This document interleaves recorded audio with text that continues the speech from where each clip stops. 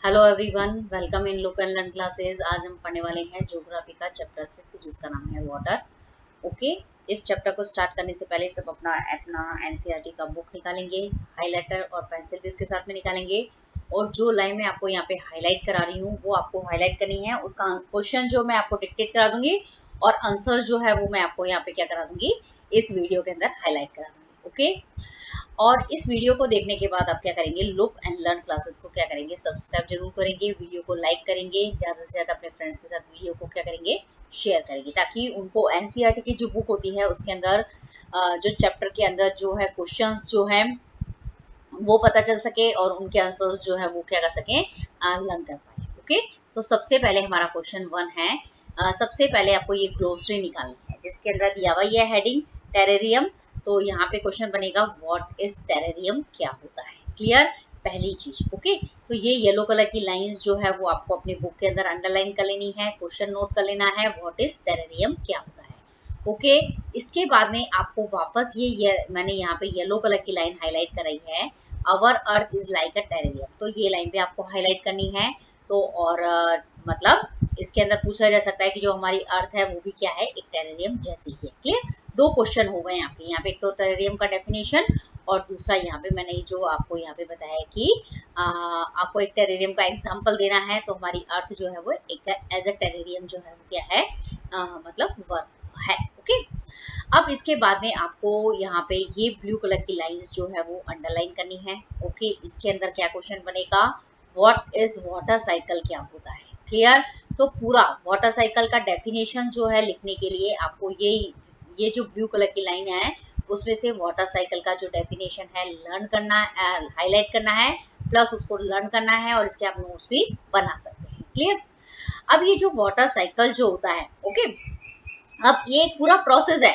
तो वो पूरा प्रोसेस जो होता है वो कैसे होता है, ओके, कैसे मतलब वाटर वेपर्स बनते हैं, वाटर से वाटर वेपर बनते हैं, वाटर वेपर से कैसे क्लाउड्स बनते हैं, क्लाउड से कैसे बारिश होती है। तो वो पूरा प्रोसेस वाटर साइकिल है, लेकिन कैसे होता है उसके लिए वाटर साइकिल का जो प्रोसेस जो है उसके लिए आपको ये ग्रीन कलर की लाइंस जो है वो हाईलाइट करनी है।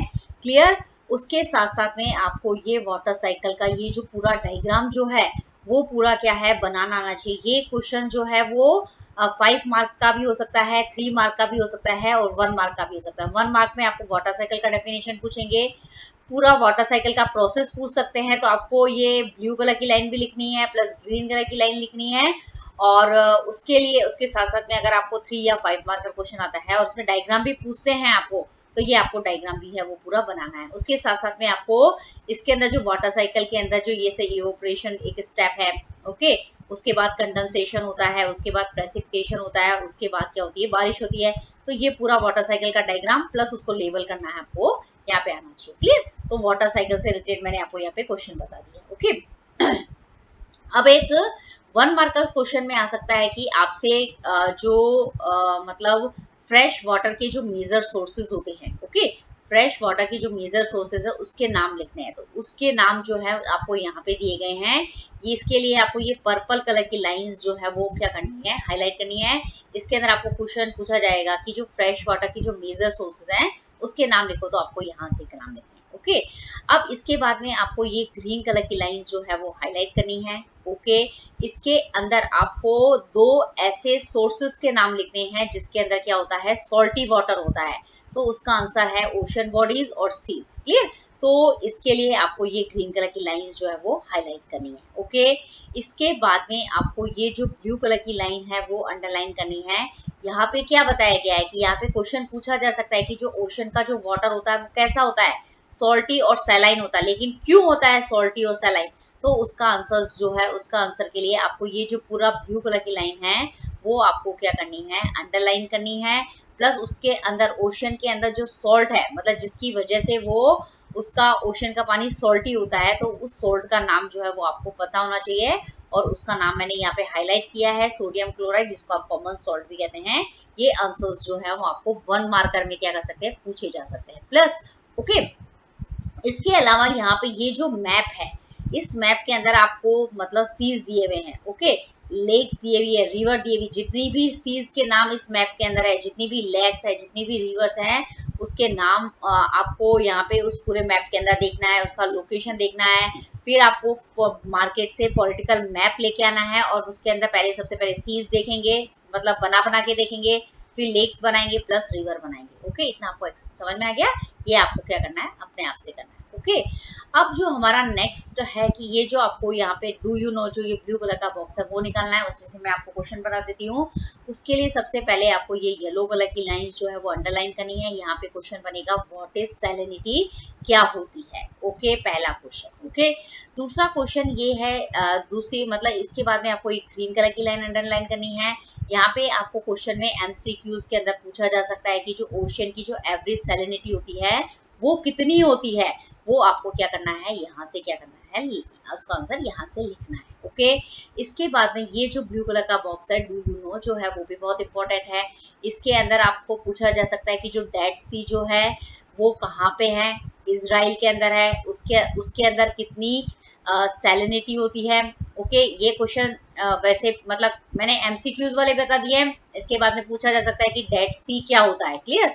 और डेड सी के अंदर जो फ्लोट करना जो है वो इतना आसान क्यों है, तो उसका आंसर भी जो है वो यहाँ पे दिया गया है। ओके, तो इसके अंदर क्या क्या क्वेश्चन बनेगा, डेड सी कहाँ पे है, क्लियर, ये है इजराइल में, इसकी सैलिनिटी कितनी होती है, 340 ग्राम पर लीटर होती है, और स्विमर्स जो होते हैं इसमें बहुत इजी वे में स्विम कर सकते हैं, तो उसका रीजन जो है वो आपको क्या करना है, यहाँ से लर्न करना है प्लस लिखना है। ओके, इतना आपको समझ में आया ये क्वेश्चन और आंसर्स, ठीक है। अब हमारा नेक्स्ट टॉपिक है distributions of water bodies. Okay, जैसे वाटर बॉडीज है, सबसे पहले आपको वाटर बॉडीज के नाम पता होने चाहिए। जैसे ये जितने भी आपको यहाँ पे ये वाला जो कॉलम दिया गया है, जिसमें ओशन है, आइस कैप्स है, ग्राउंड वाटर है, फ्रेश वाटर लेक्स है, inland seas and salt lakes है, एटमॉस्फेयर है, रिवर्स है, ये सब क्या है, वाटर बॉडीज है, क्लियर। अब इसके लिए वाटर बॉडीज के अंदर कितना कितना वाटर जो है वो डिस्ट्रीब्यूट है, वो उसके लिए आपको ये जितना भी, जैसे ओशन के अंदर 97.3% जो है वो क्या है, वाटर प्रेजेंट है, ठीक है ना, तो अर्थ का क्लियर। तो उसके लिए आपको ये यहाँ से पूरा ये लाइंस जो है वो, मतलब अगर आपको क्वेश्चन पूछा जाए कि वाटर बॉडी की डिस्ट्रीब्यूशन को समझाओ, तो उसके लिए आपको ये ब्लू कलर की लाइन अंडरलाइन करनी है। और उसके बाद में ये सारी वाटर बॉडीज के नाम, और इसके अंदर जितना भी ये वाटर, जितनी भी क्वांटिटी, जितने भी अमाउंट में प्रेजेंट है, ये पूरा जो है वो आपको क्या होना चाहिए, लर्न होना चाहिए। ऐसे ऐसे की ऐसी ये जो टेबल है वो आपको उस आंसर के अंदर क्या लिखनी है, water distributions in water bodies के अंदर क्या करनी है, लिखनी है। ओके, इसके बाद हम नेक्स्ट चलते हैं, हमारा नेक्स्ट टॉपिक है ओशियन करंट। ओके, अब sorry ocean circulation. Ocean circulation के अंदर आप ये ब्लू कलर की लाइंस जो है इस वाले टॉपिक के अंदर, ये वाली सबसे पहले ये वाली लाइन हाईलाइट करेंगे। ओके, इसके अंदर क्या क्वेश्चन बनेगा कि जो ओशन के अंदर जो मूवमेंट्स जो होता है उसको आप कितनी कैटेगरीज के अंदर डिवाइड कर सकते हो, तो उसका आंसर है 3 कैटेगरीज में डिवाइड कर सकते हो। फिर 3 तो हो गया, लेकिन फिर उसके आपको नाम लिखने हैं वेव्स, टाइड्स और करंट्स, ठीक है। तो ये आपको यहाँ पे क्वेश्चन समझ में आया कि जो ओशन के अंदर जो मूवमेंट होता है वो 3 तरह का होता है, तीनों के नाम जो है वो आपको क्या करने हैं, लिखने हैं। ओके, इसके बाद में ये जो ब्लू कलर का बॉक्स है वो भी इंपॉर्टेंट है। इसके अंदर वर्ल्ड वाटर्स डे जो है वो कब मनाया जाता है, ओके, तो उसका डेट जो है वो आपको लर्न होना चाहिए, मार्च 22। ओके, मैं आपको बता रही हूँ, लेकिन ये आपको सेल्फ करेंगे तो इसके लिए आप पढ़ेंगे भी सही। ओके, तो इसलिए आपका ध्यान है, मतलब आपको क्या करना है अच्छे से, मतलब जो मैंने हाईलाइट करा दी वो आपको अच्छे से क्या करनी है, लर्न करनी है। ओके, हाईलाइट करने के बाद लर्न करनी है, और नोट्स भी बना सकते हो उसको। तो इसमें आपके 2 हो जाएगी, एक तो नोट्स बन जाएंगे, नोट्स कैसे बनाते हैं छोटी क्लासेस से हैबिट पड़ेगी, तो बड़ी क्लासेस में क्या होगा, काफी हेल्पफुल रहेगा। ओके, अब हमारा जो नेक्स्ट टॉपिक है वेव्स। ओके, इसके अंदर आपको क्या अंडरलाइन करनी है, ये ब्लू कलर की लाइन अंडरलाइन करनी है। ओके, ये जो ब्लू कलर की लाइन है इसमें क्या क्वेश्चन बनेगा कि व्हाट इज वेव्स, क्या होती है, मतलब जो ओशियंस होते हैं, सीज होते हैं, उनके अंदर वेव्स क्या होती हैं उसको आपको बताया गया है। और ये पिक्चर में भी आपको बताया गया है कि जैसे भी आप सी और मतलब समुद्र में जाते हैं तो आपको वेव तो देखने को मिलती ही है। ओके, इसके बाद में आपको ये जो बॉक्स है, ओके, इस बॉक्स को भी बहुत अच्छे से पढ़ना है। इसके अंदर जो सुनामी होती है वो कौन सा वर्ड है, जापानीज वर्ड है, उस जापानीज वर्ड का मतलब क्या होता है, और वास्तव में जो सुनामी होती है उसका मतलब क्या होता है, उसके लिए आपको ये जो ब्लू कलर का बॉक्स है वो पूरा तैयार करना है। इसमें ठीक है ना, समझ में आ गया सुनामी जो है वो कौन सा वर्ड है, उसका मतलब क्या होता है, और सुनामी मतलब इसको हार्बर वेव्स क्यों कहते हैं, मतलब जो सुनामी है उसको आप हार्बर वेव्स क्यों कहते हैं। ओके, तो इसका आंसर जो है मतलब हार्बर मतलब ये जब सुनामी आएगी तो जितने भी हार्बर्स होते हैं ना, जितने भी जहाँ पे शिप वगैरह खड़े होते हैं वो डिस्ट्रॉय हो जाते हैं, इसलिए इसको हम हार्बर वेव कहते हैं। क्लियर, अब यहाँ तो ये समझ में आ गया। क्लियर, अब यहाँ से आपको ये जो सबसे पहले ब्लू कलर की लाइन अंडरलाइन करनी है, यहाँ से क्वेश्चन बनेगा व्हाट इज सुनामी, क्या होती है। क्लियर, सुनामी का डेफिनेशन लर्न करना है। सुनामी जो है उसकी हाइट जो होती है वो कितने मीटर ऊपर होती है, ठीक है ना। अब यहाँ पे इसके बाद में ये जो ब्लू कलर की लाइन जो है वो आपको अंडरलाइन करनी है। इसमें से क्या क्वेश्चन बनेगा कि जो लार्जेस्ट सुनामी आई थी उसको वो कितनी ऊंची आई थी, उसकी हाइट कितनी मेजर की गई थी, और उस समय जो मतलब जब सुनामी आई थी तो सीज के अंदर जो वेव्स बन रही थी वो पर आवर उसका जो मतलब रेट था ना, स्पीड थी, वो कितनी थी पर आवर 700 किलोमीटर की स्पीड से वो वेव्स फॉर्म हो रही थी। क्लियर, अब जैसे कि मैंने इसके बाद में आपको ये ग्रीन कलर की लाइन अंडरलाइन करनी है। इसके अंदर क्या क्वेश्चन बनाएगा कि जब सुनामी आई थी तो इंडिया के अंदर कौन कौन से एरिया है जो सबसे ज्यादा इफेक्टेड हुए थे, कौन से ईयर के अंदर सुनामी आई थी, वो सारी चीजें जो है वो आपको क्या करनी है, इस ग्रीन कलर के जो लाइन मैंने यहाँ पे अंडरलाइन करी है उसमें से पढ़ना है। उसमें से मैं ये क्वेश्चन जो मैंने आपको बताए हैं वो ढूंढने हैं, प्लस उसके आंसर जो है वो आपको लर्न करने हैं। ओके, तो सुनामी जो है वो that is a very important topic. Clear, तो सुनामी कौन सा वर्ड है, मतलब उसका क्या होता है, हार्बर वेव। सुनामी को हम हार्बर वेव्स क्यों कहते हैं, तो उसका आंसर यहाँ पे दिया गया है। फिर व्हाट इज सुनामी क्या है, उसका आंसर व्हाट मतलब ये जो ग्रीन कलर की लाइन है वहां पे दिया गया है। जब लार्जेस्ट सुनामी आई थी उस समय कितनी ऊंची वेव्स बनी थी और उसकी स्पीड कितनी थी, उसके लिए आपको यहाँ से तैयार करना है। और कितना कितना डिस्ट्रक्शन नुकसान हुआ था इंडिया के अंदर और कौन से ईयर में सुनामी आई थी वो सब आपको क्या करना है, यहाँ से तैयार करना है। ओके, इसके बाद में ये जो बॉक्स है सुनामी, ये आप जस्ट पढ़ सकते हैं, मतलब इसको एक बार पढ़ना तो है ही आपको, ठीक है ना। ये आप इसमें से आप क्या कर सकते हैं, इसको पढ़ लेना। ओके, अब हमारा नेक्स्ट है कि जैसे यहाँ पे जो ये पिक्चर से आपको पता चल रहा है कि जैसे तमिलनाडु का जो कोस्टल एरियाज में आएंगी ना सुनामी, तो उसके अंदर कितना कितना डिस्ट्रक्शन हुआ था वो पूरा इसके अंदर आपको क्या किया गया है, बताया गया है। ओके, अब जो टाइड है, अब हमारा जो दूसरा मतलब इम्पोर्टेंट टॉपिक है टाइड्स। टाइड्स, ओके, तो सबसे पहले आप इसके अंदर ये blue colour sorry yellow colour की लाइन अंडरलाइन करेंगे। इसमें आपको दिया गया है टाइड का डेफिनेशन। क्लियर, अब उसके बाद में आप ये ब्लू कलर की लाइन अंडरलाइन करेंगे और इसके बाद में ये ग्रीन कलर की लाइन जो है वो अंडरलाइन करेंगे। ओके, तो इसके अंदर सबसे पहले आपको टाइड का डेफिनेशन के लिए येलो कलर की लाइन अंडरलाइन करनी है, फिर लर्न करना है। फिर टाइड कितने तरह की होती है, दो तरह की होती है, एक होती है हाई टाइड और दूसरी होती है लो टाइड। तो हाई टाइड का डेफिनेशन के लिए आपको ब्लू कलर की लाइन अंडरलाइन करनी है और लो टाइड क्या होता है उसके लिए आपको ये ग्रीन कलर की लाइंस जो है वो अंडरलाइन करनी है। ओके, तो यहाँ पे टाइड क्या होता है, टाइड कितने तरह की होती है, लो टाइड क्या होता है, हाई टाइड क्या होता है, लो टाइड और हाई टाइड के बीच में क्या डिफरेंस होता है वो भी आपको क्या किया है यहाँ पे बताया गया है। ओके, यहाँ पे इतने क्वेश्चंस तैयार हो गए। ओके, अब इसके बाद में आप ये येलो कलर की लाइंस जो है वो अंडरलाइन करेंगे। इसके अंदर आपको क्या क्वेश्चन बनेगा कि जो टाइड आती है, मतलब जो ओशन मतलब समुद्र मतलब जो ओशंस होते हैं, सीज होते हैं, उनमें जो टाइड आती है उसका कारण क्या है, तो उसका रीजन क्या है, उसके रीजन के लिए आपको ये येलो कलर की लाइंस जो है वो क्या करनी है, अंडरलाइन करनी है। ओके, अब मतलब जो मतलब यहाँ पे इसके बाद में इसके अंदर आपको ये फिर ब्लू कलर की लाइन अंडरलाइन करनी है। इसमें क्वेश्चन क्या बनेगा, व्हाट इज स्प्रिंग टाइड क्या होता है। Okay, what is spring tide क्या होता है, तो spring tide what is spring tide के लिए आपको ये ब्लू कलर की लाइन अंडरलाइन करनी है, प्लस उसके साथ में क्या होता है ये मतलब डायग्राम जो है वो आपको तैयार करना है। ओके, इसके बाद में आपको ये पूछा जाएगा व्हाट इज नीप टाइड क्या होता है। ओके, तो नीप टाइड का आंसर के लिए आपको क्या करना है, ये ग्रीन कलर की अंडरलाइन करनी है और उसके बाद में आपको क्या करना है, ये वाला जो डायग्राम है वो आपको क्या करना है, तैयार करना है। ओके, स्प्रिंग टाइड में जैसे इसमें सब बता देती हूँ कि जब फुल मून और न्यू मून होता है, जब फुल मून और न्यू मून होता है तब स्प्रिंग टाइड आती है। उसमें क्या होता है कि सन मून और अर्थ जो होते हैं वो जब फुल मून और न्यू मून आएगा होता है जब तब सन मून और अर्थ तीनों एक ही डायरेक्शन के अंदर होते हैं। ओके, तो यहाँ पे जब तीनों एक ही डायरेक्शन में होगा तो क्या होगा, सन मतलब सबसे ये जो अर्थ है, अर्थ का पानी कौन खींचेगा, मून खींचेगा। मून जो है फिर मून मतलब सन और मून जो होते हैं वो अर्थ के पानी को क्या करते हैं, पूरे फोर्स से क्या करते हैं, अपनी तरफ अट्रैक्ट करते हैं। ओके, तो इस समय क्या होता है, बहुत ही ज्यादा क्या आती है, हाई टाइड आती है। क्लियर।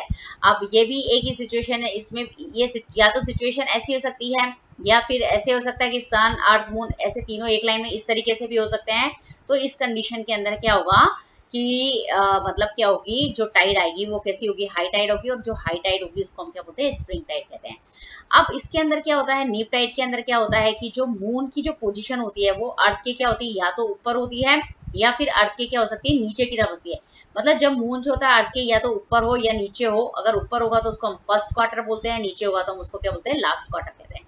तो उस कंडीशन के अंदर क्या होता है कि जो मतलब सन जो है वो पानी को इस डायरेक्शन के अंदर खींचता है, मून जो है वो पानी को इस डायरेक्शन के अंदर खींचता है।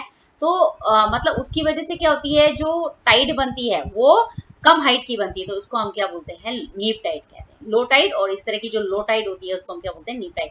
तो आपको यहाँ पे क्या क्वेश्चन बनेगा, व्हाट इज स्प्रिंग टाइड क्या होती है, नीप टाइड क्या होती है, दोनों के बीच में क्या डिफरेंसेस होते हैं, वो आपको क्या करने हैं, यहाँ से तैयार करने। ओके, अब इसके बाद में ये जो मैंने आपको ये यहाँ पे येलो कलर की लाइन अंडरलाइन करी है, प्लस ये ब्लू कलर की लाइन अंडरलाइन करी है, इसके बाद में मैंने ये पर्पल कलर की लाइन अंडरलाइन करी है। तो आपको ये क्वेश्चन पूछा जा सकता है कि जो हाई टाइड्स होती है ना, वो काफी हेल्पफुल होती है। किस किस के अंदर हेल्पफुल होती है, जैसे नेविगेशन में हेल्पफुल होती है। दूसरा पॉइंट है कि जो हाई टाइड होती है वो फिशिंग के अंदर हेल्पफुल होती है। जो हाई टाइड होती है उससे हम इलेक्ट्रिसिटी जनरेट कर सकते हैं। तो ये तीनों जो पॉइंट है, ये फर्स्ट पॉइंट, ये सेकंड पॉइंट, ये जो है थर्ड पॉइंट, ये तीनों पॉइंट जो है वो हाई टाइड जो है उसकी इंपॉर्टेंस को बता रहा है कि कैसे हाई टाइड जो होती है वो हेल्पफुल होती है। क्लियर। तो ये तीनों पॉइंट्स जो है वो आपको करने हैं, मतलब 3 मार्कर वाले क्वेश्चन में आएंगे तो तीनों पॉइंट जो है वो आपको पूरे पूरे जो है वो क्या करने हैं, वहां पे लिखने हैं। ओके, अब हमारा नेक्स्ट टॉपिक है ओशन करंट क्या होता है। ठीक है, तो सबसे पहले आप ये अंडरलाइन करेंगे, येलो कलर से जो मैंने लाइन अंडरलाइन करी है वो है व्हाट इज ओशन करंट। यहाँ पे ओशन करंट का जो है वो डेफिनेशन दिया गया है। ठीक है, यहाँ से ओशन करंट का डेफिनेशन करना है। फिर इसके बाद में आपको यहाँ से ब्लू कलर की जो लाइन है वो अंडरलाइन करनी है। यहाँ से क्वेश्चन है कि ओशन करंट जो होती है वो कितने तरह की होती है, तो 2 तरह की होती है, वार्म और कोल्ड। ओके, अब वार्म ओशन करंट क्या होती है, तो वार्म ओशन करंट के लिए जितने भी मैंने ये ग्रीन कलर के जो अंडरलाइन करे हैं वो आप क्या करेंगे, वार्म ओशन करंट जो है उसके अंदर क्या करेंगे, लिखेंगे। ओके, और ठीक है ना, मतलब सबसे पहले ये जो ग्रीन कलर की जो मैंने यहाँ पे लिखी है कि वार्म ओशन करंट होती कहाँ है, कहाँ से ओरिजिनेट होती है, मतलब इक्वेटर से ओरिजिनेट होती है और पोल्स की तरफ जाती है। ठीक है, और जो ओल्ड ओशन करंट होती है वो एकदम उसकी क्या होती है, अपोजिट होती है। ठीक है, अब इसके साथ साथ में जो वार्म ओशन करंट होती है उसका एग्जांपल है गल्फ स्ट्रीम। ठीक है, और जो कोल्ड ओशन करंट है उसका एग्जांपल है लैब्राडोर ओशन करंट। ठीक है, ये एग्जांपल मतलब आपको यहाँ पे क्या क्वेश्चन पूछा जा सकता है कि व्हाट इज ओशन करंट क्या होता है, कितने तरह की होती है, उनके आपको नाम लिखने हैं, प्लस उन दोनों को आपको डिफाइन भी करना है। या तो क्वेश्चन ऐसे आएगा या फिर क्वेश्चन ऐसा हो सकता है कि वार्म और कोल्ड जो ओशन करंट है उन दोनों के बीच में डिफरेंस क्या है, तो डिफरेंस तो आप लिखेंगे, प्लस उसके एग्जांपल जो है ना यहाँ पे गल्फ स्ट्रीम और लैब्राडोर ओशन करंट है वो भी आपको क्या करने पड़ेंगे, यहाँ पे बताने पड़ेंगे। ओके, तो इतना आपको समझ में आया ओशन करंट के बारे में आपको क्या क्या लिखना है। इसके बाद में एक क्वेश्चन, इसके बाद में ये जो ग्रीन कलर की लाइन है, ये जो ग्रीन कलर की लाइन है, तो ये यहाँ पे पूछा जा सकता है कि जो वार्म करंट होगी ना, ये वार्म ओशन करंट होती है, उसकी वजह से क्या होता है कि जो लैंड सरफेसेस जो होगी वहां का टेम्परेचर क्या होगा, वार्म होगा। ये जनरल बात है। ठीक है ना, अब इसके बाद में आपको वो बतानी है, इसके बाद में ये येलो कलर की लाइंस जो है वो अंडरलाइन करनी है। मतलब जहाँ पे वार्म और ओल्ड ओशन करंट आपस में मिलती है, मतलब ओशन के अंदर जहाँ पे वार्म और कोल्ड करंट जो होती है वो आपस में मिलती है, तो वो सबसे पहले किसके लिए बेस्ट होती है, फिशिंग के लिए बेस्ट होती है। तो कौन कौन से एरियाज हैं, तो उन एग्जाम मतलब वो एरियाज के आपको नाम लिखने हैं जहाँ पे वार्म और कोल्ड करंट जो है वो ओशन में मिलती है। तो Japan, eastern coast of North America क्या है, उसके क्या है एग्जाम्पल है। ठीक है ना, तो मतलब जापान के आसपास के जो सीज होते हैं, ठीक है, और जो नॉर्थ अमेरिका के जो ईस्टर्न कोस्ट है वहां पे वार्म और ओल्ड करंट जो है वो आपस में मिलती है। ठीक है, अब ये बताया कि नुकसान भी है, जहाँ पे वार्म और मतलब कोल्ड ओशन करंट जो है जहाँ पे आपस में मिलती है, वहां पे क्या होता है, नुकसान भी होता है, ठीक है। क्यों वहां पे मतलब नुकसान क्यों है, क्यों, अगर जहाँ पे वार्म और कोल्ड करंट मिलती है वहां पे वेदर कैसा हो जाता है, फोगी, मतलब क्लाउडी क्लाउडी सा हो जाता है, ठीक है ना। तो वहां पे मतलब आपको कुछ दिखाई नहीं देगा, तो इससे क्या होगा, नेविगेशन के अंदर क्या होगी, आपको काफी क्या होगी, डिफिकल्टी होगी। ओके, तो यहाँ पे आपको ये जो ओशन करंट है वो बहुत इंपॉर्टेंट है, मतलब ये जो येलो कलर की जो सबसे लास्ट में मैंने लाइन करी ना, वो आप बहुत अच्छे से कर लेना कि जहाँ पे वार्म और कोल्ड करंट जहाँ मिलती है उस क्या मतलब वो फिशिंग के लिए बेस्ट है। फिर उसके एग्जांपल जो है वो आपको यहाँ से तैयार करने हैं, जहाँ पे वार्म और कोल्ड करंट मिलती है वहाँ पे वो नेविगेशन के अंदर डिफिकल्ट क्यों बन जाता है, क्यों वहाँ पे फॉगी वेदर्स जो होता है उसी की वजह से क्या होता है, क्रिएट होता है, ठीक है ना। तो यहाँ पे ये जो आपका चैप्टर जो पूरा फिनिश होता है। आई होप आपको ये वीडियो पसंद आया, तो please look and learn class को इसको सब्सक्राइब करेंगे, वीडियो को लाइक करेंगे, ज्यादा से ज्यादा अपने फ्रेंड्स के साथ वीडियो को क्या करेंगे, शेयर करेंगे। Thank you very much. Okay.